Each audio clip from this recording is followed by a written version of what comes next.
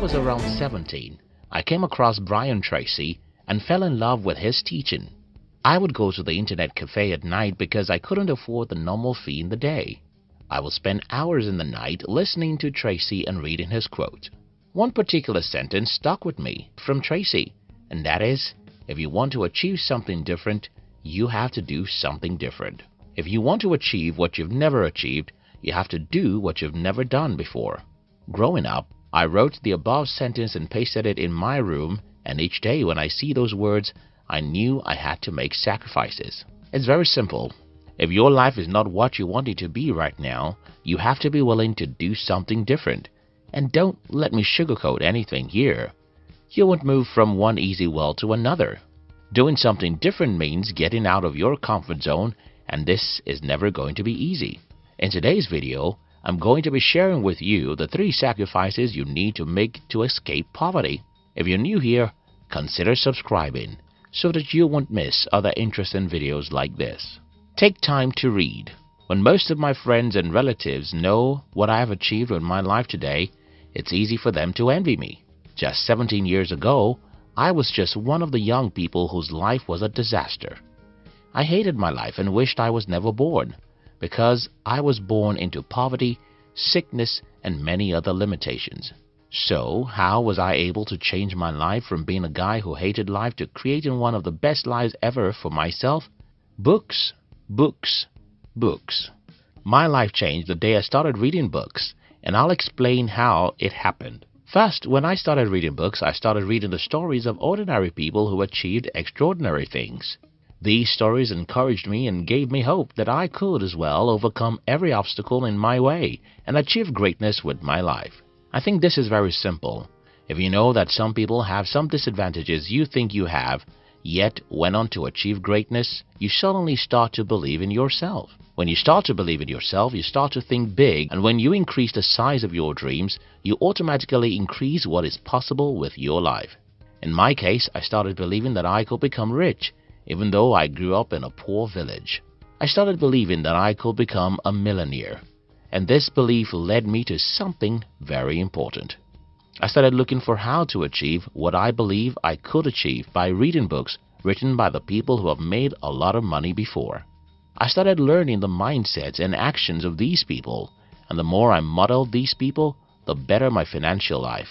Yes, it took me 8 long years before my financial life had a drastic change. Without reading books, I would have never made it. One other thing you can do in addition to reading books is watching videos that tell stories about successful people. We've dedicated a whole channel for this purpose, and we call it Fame TV. You can join the Fame TV in the description box. Yes, books are boring, but so is every meaningful thing. Fruits are boring and vegetables are boring, but if you want to be healthy, you'll eat more of them. Soda drinks are fun. Sugar is sweet and fast foods are nice, but if you like your health, you'll run away from them. The TV is fun and social media is interesting, but if you want to escape poverty, you'll spend more time with your books. Some time ago, I got to know that Bill Gates reads 1 book every week. I've also read about the fact that an average millionaire reads 1 book every week. If an average millionaire does something, it's probably a good thing to emulate. So I decided that I'm going to be reading 1 book every week. This isn't easy, and I'm not asking you to start reading a book per week. But you have to make sacrifices to read books if you want to escape poverty. Don't make excuses. I told you earlier that sugar is sweet, and you agree that hard drugs, fast foods, and most other harmful things are fun. Another very sweet thing is excuses, and that's why most people make it. Listen, you can come up with 100 reasons why you are where you are, if you want, and you can as well come up with a single reason why you need to be elsewhere. The difference is in the way you use the powerful machine God gave you. That machine is your brain. If you program your brain to look for the reasons why you are poor, your reticular activating system will be busy looking for reasons, and you'll start seeing how the economy, the government, and your parents make you poor. Your brain will quickly show you how your lack of education, your health challenge, your childhood, or even the country you were born are the reasons why you're poor. If, however, you program your brain to look for why you must be rich, you'll start seeing that even in a bad economy, Some people are making hundreds of thousands of dollars in legitimate businesses. You'll start reading about people who went through similar difficulties like you and ended up successful.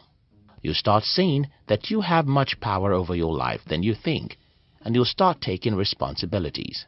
An excuse is the food of the fools, and our world is filled with many of them because an excuse is sweet. It's about pointing a finger. It's easy. Everyone can do it.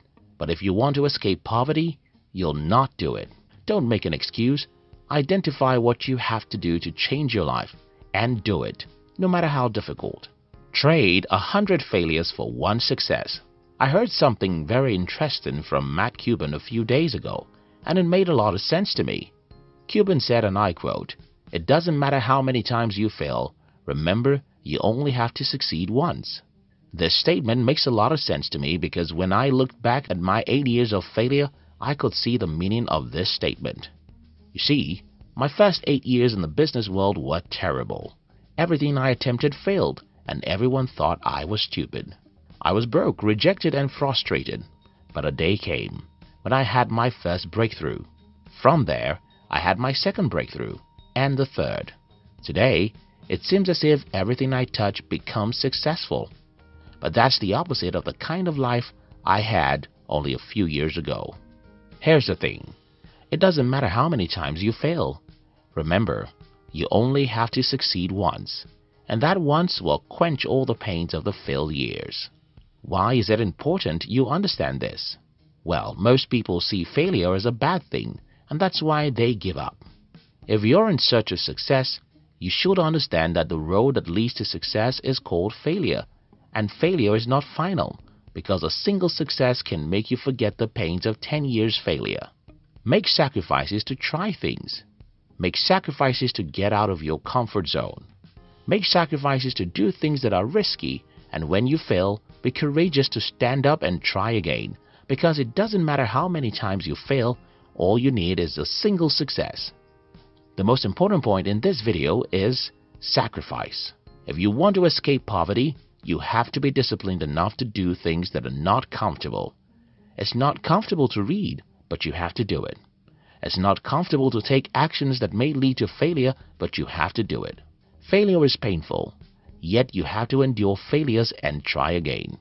Remember how I started this video? You cannot get a new result by doing the old things, and every new thing is uncomfortable. So, you have to be willing to make sacrifices if you want to escape poverty.